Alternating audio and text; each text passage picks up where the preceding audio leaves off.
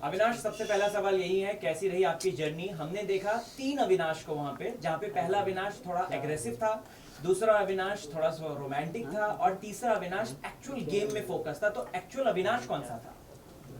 यार मेरे लिए तो तीनों अविनाश ही थे और वो डिफरेंट डिफरेंट फेजेस थे उस गेम के और डिफरेंट डिफरेंट जो एक्शंस आ रहे थे मेरे सामने तो उस पर मेरे रिएक्शंस वैसे निकल रहे थे।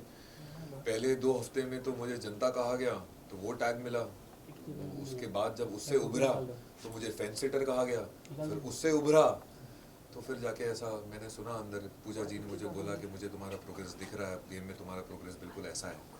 तो जब ऐसा प्रोग्रेस जैसी चीज़ें सामने आई तो जैसे कि आपने कहा कि पहले मैं लड़ाकू था और दूसरा मैं रोमांटिक था और तीसरा मैं गेम चेंजर अभी बाहर निकला हूँ, तो वो भी एक मैंने टैग सुना है। तो जो भी है वो मेरी पर्सनालिटी का ही हिस्सा है और वो मैंने ग्रेसफुली एक्सेप्ट किया। अगर आप ये 3 अविनाश को देखें तो तीनों अविनाश मेरा ही हिस्सा थे। मैं किसी से नकारूंगा नहीं और ना नहीं बोलूँगा कि नहीं ऐसा मुझे तो नहीं लगा। डेफिनेटली यस, मैं जैसा दिखा हूँ वो मैं हूँ।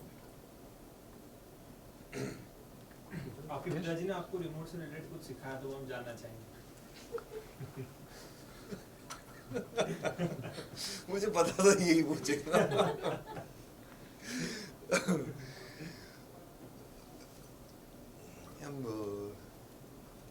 देखो ज्ञान व्यान साइड में बहुत इम्पोर्टेंट चीज़ है।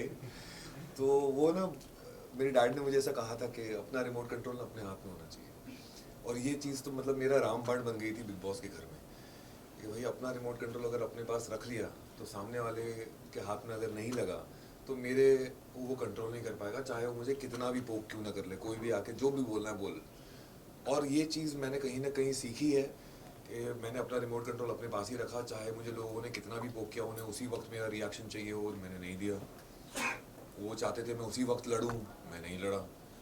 और जितना मुझे बोल के जाना था मैं बोल के निकल गया, क्योंकि उस रिमोट कंट्रोल का बेसिक ये है कि किसी के और के हाथ में अगर रिमोट कंट्रोल चले जाएगा तो सामने वाला चैनल चेंज करेगा, सामने वाला वॉल्यूम बढ़ाएगा, फिर मेरा वॉल्यूम बढ़ेगा, फिर मेरे चैनल स्विच होंगे, फिर वो अविनाश दिखूंगा मैं जो मैं हूँ नहीं, तो वो मुझे नहीं दिखना। अपना कंट्रोल, रिमोट कंट्रोल ना अपने पास होना चाहिए बस। अविनाश, जिस मोमेंट पे एलिश की एंट्री हुई थी घर में, उस मोमेंट पे आपको कहीं ऐसा लगता है कि जो आपका कंट्रोल रिमोट कंट्रोल है कहीं ना कहीं आप उससे बाहर जा रहे थे या फिर वो कंट्रोल कहीं ना कहीं उनके हाथ में आ रहा था, because you were reacting as such, जो कि वो रिएक्शंस काफी ज्यादा हो रहे थे? नहीं नहीं, एल्विश के मैंने एंट्री पे बिल्कुल रिएक्ट नहीं किया, मैं तो उसके साथ एक बिल्कुल नॉर्मल कंटेस्टेंट की तरह था।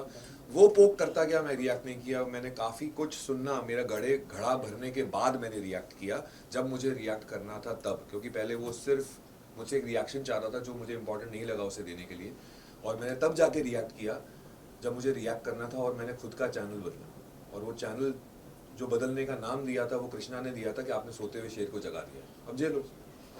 अविनाश, हमने देखा आपने किस तरीके से फर्स्ट वीक में ही फलक के साथ अच्छी दोस्ती कर ली थी, लेकिन फलक के साथ बैठकर आपने कुछ नेम कॉलिंग दी थी, जैसे कि आपने अभिषेक और फलक, आप लोग बात कर रहे थे तो अभिषेक को गे बोला गया उस समय है? हाँ, फलक ने बोला है, और साथ ही साथ आपने बोला गे नहीं, जनानी, जनानी है वो, चेहरा वैसा दिखा। अच्छा वैसा वैसे, ओके हाँ। उस बारे में क्या कहेंगे? हाँ, तो वो जनानी शब्द मैंने दिया था जी श्योर ना? यस यस क्योंकि मैं उस पर कमेंट करूं फिर? नहीं, यस sure. यस, हाँ, आपने फलक भी ने भी बोला है। हाँ, क्योंकि उसकी हरकतें उस तरीके की लगी मुझे कि वो उस तरीके की हरकतें कर रहा है घर के अंदर जो मुझे वैसा नाम देने के लिए मैंने सोचा होगा।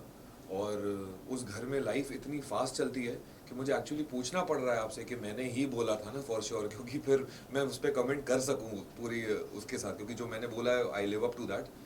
तो वो अभिषेक के रिएक्शन और उसके बिहेवियर की वजह से ही मुझे ऐसा लगा था, बट वो मैं टैग एक्चुअली एक ही बार यूज़ किया होगा मैंने, उसके बाद वो हट गया होगा, क्योंकि कहीं ना कहीं वो मुझे चौथे या पाँचवें हफ्ते से तो मेरे दिमाग में एक किडो नाम का मैंने टैग दे दिया था उसे कि he is a kid for me, immature kid.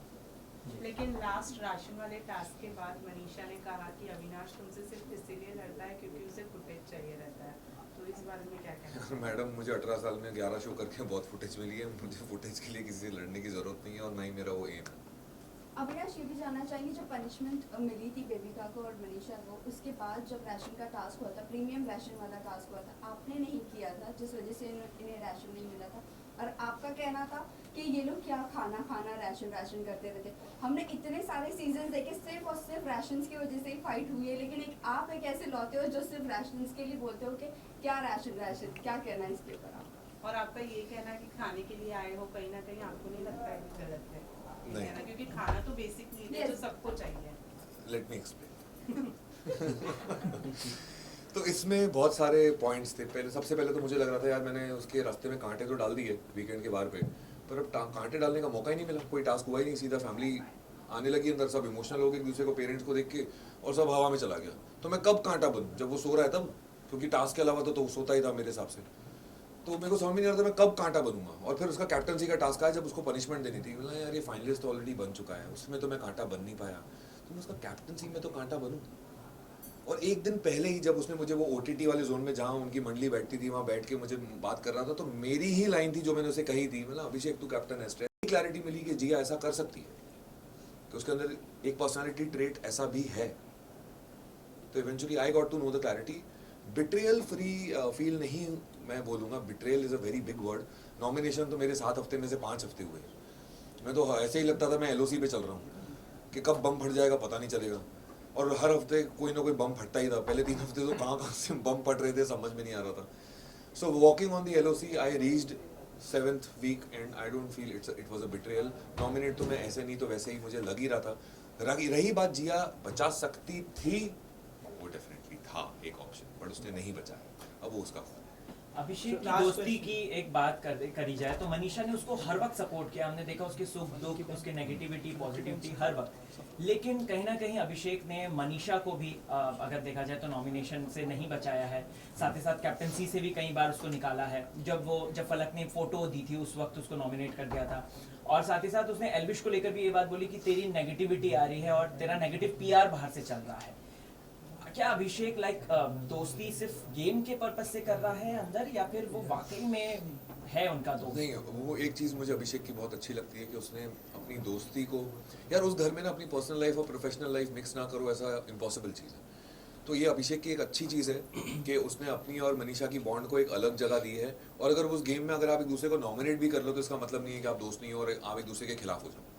तो वो एक चीज़ अलग है, उसको अलग रखो। दोस्ती एक अलग चीज़ है, उसको अलग रखो। उसने बहुत अच्छी तरीके से डिफाइन की है। रही बात अभिषेक के इंटेंशंस की, तो उस पर मुझे तब शक आता है जब वो एल्विश के पीछे ऐसा बोलता है अपनी मॉम को कि वाइल्ड कार्ड तो जीत नहीं सकता। अरे भाई तेरा ही दोस्त है, क्यों ऐसा बोल रहा है? तो मेरे को उसके इंटेंशंस पे शक होता है। तभी मैंने एल्विश को बोला कि ये इंटेंशन कैसे अच्छा हो सकता है, मतलब कौन से एंगल से मैं अच्छा सोचूं। अब 3 पर्सपेक्टिव थे, तेरा खुद का पर्सपेक्टिव एज अ फ्रेंड, मेरा पर्सपेक्टिव एज अ कंटेस्टेंट, और तीसरा पर्सपेक्टिव आप सब लोगों का एज एन ऑडियंस। तो तीनों पर्सपेक्टिव से मैं किस पर्सपेक्टिव से उस इंटेंशन को गुड कैसे सोच सकता हूँ, मेरे को समझ में नहीं आया।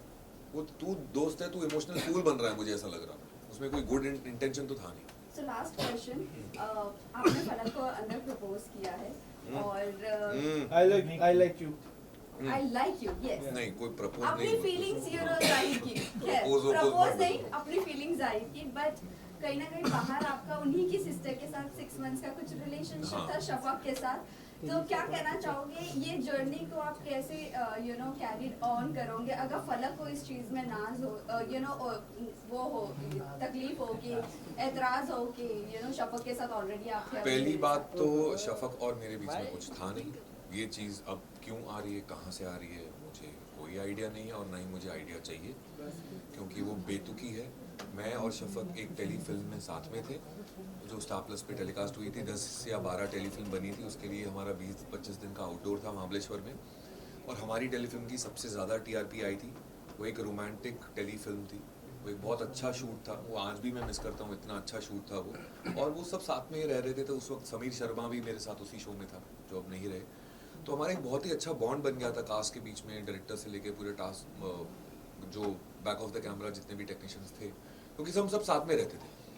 तो उस वक्त का ही ये दौर है। और वो चीज़ अब क्यों आ रही है 11 साल बाद, कहाँ से आ रही है, क्यों आ रही है, और उससे तवज्जो क्यों दिया जा रहा है, मुझे नहीं पता। ऐसा कुछ भी नहीं है। It's a complete surprise for me. फलक ने भी मुझसे ये कल पूछा तो फलक को भी नहीं पता था और मुझे भी नहीं पता था, तो वी हैव नो आइडिया। और फलक को इस चीज़ से कोई फ़र्क नहीं पड़ता, उसने बोला, क्योंकि वो सही है ही नहीं। और मुझे भी कोई फ़र्क नहीं, इससे कोई फ़र्क नहीं पड़ता क्योंकि वो सही है ही नहीं। Okay, so एक last question, who is Elvish for you? कैसा बंदा है आपके लिए एल्विश? यार एल्विश गेम में कुछ और था, घर में जाते जाते कुछ और नजर आया। उसका हक टच कर गया मेरे को। उसने जब एंड में हक किया ना तो वो बहुत ही जेन्युइन था, क्योंकि मैंने कोशिश की उसे समझने की, मैंने एक्स्ट्रा एफर्ट्स डाले उसे समझने की, जबकि वो तो मुझे गालियां दे रहा था और वो मुझे गंदी लैंग्वेज यूज़ कर रहा था जो कि मुझे समझ में भी नहीं आती वो बोल क्या रहा है। बट फिर भी मुझे ऐसा लगा कि मुझे कोशिश करनी चाहिए। ऐसा नहीं होना चाहिए कि अविनाश ने तो कोशिश ही नहीं की समझने की एल्विश को।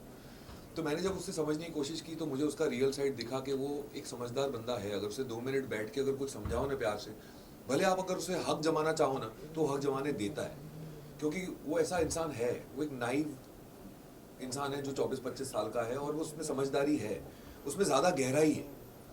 वो समझता भी है और समझाता भी है और सिचुएशन भी समझ लेता है, पर उसने एक्सेप्ट किया उसमें एंगर इशू है कि उसका 2 सेकंड में गुस्सा ऐसे जाता है पर वो 2 घंटे में वापस ठंडा हो जाता है। ये चीज़ उसी ने खुद एक्सेप्ट किया और मुझे उसके लिए उसने सॉरी बोला है, विच आई टुक इट ग्रेसफुली। और मेरे लिए अपने दिमाग में जहन में उसके लिए कुछ भी ग्रजेस नहीं है। जो उसने किया वो उसकी पर्सनैलिटी थी। अगेन जिस तरीके से मैंने संभाला उस सिचुएशन को वो मेरी पर्सनैलिटी थी। सो क्या एल्विश के कंधे पे कोई और बंदूक रख के चला रहा है, जैसे कोई और हक जमा रहा है उसके ऊपर? एल्विश पे मुझे नहीं लगता एल्विश किसी को हक जमाने देगा, बट एल्विश कहीं ना मैंने महसूस किया है कि जब वो मनीषा और अभिषेक के साथ होता है तो मैं उसे पीयर प्रेशर बोलूं या कम्युनिटी प्रेशर बोलूं कि अभिषेक अपने आप को एक तौर तरीके से रिप्रेजेंट कर रहा है तो मुझे भी इस तरीके से अपने आप को रिप्रेजेंट करना चाहिए जो मेरे फोटा है। मनीषा अपने तरीके को इस तरीके से एस्टैब्लिश कर रही है तो मेरा फोटे क्या है, मैं हरियाणवी हूँ तो मुझे इस तरीके से अपने आप को दिखाना चाहिए। तो क्या वो पीयर प्रेशर में आके कम्युनिटी प्रेशर में आके अपने आप को ऐसा रिप्रेजेंट कर रहा है, वो मेरे को समझ में नहीं आता। क्योंकि जब उसके साथ 1-to-1 as a man to man personally बैठो तो वो बहुत ही समझदार इंसान है, पर वो समझदारी जाती कब है जब उनके साथ होता है। जब झुंड में बात करो तो उतनी समझदारी नहीं दिखती है, जब पर्सनली बात करो तो भाई बोलता है यार आप थप्पड़ मार लो यार, कर लो यार, तो वो ऐसा वाला है वो। Thank you thank you thank you thank you so much. बंद कर दो, नहीं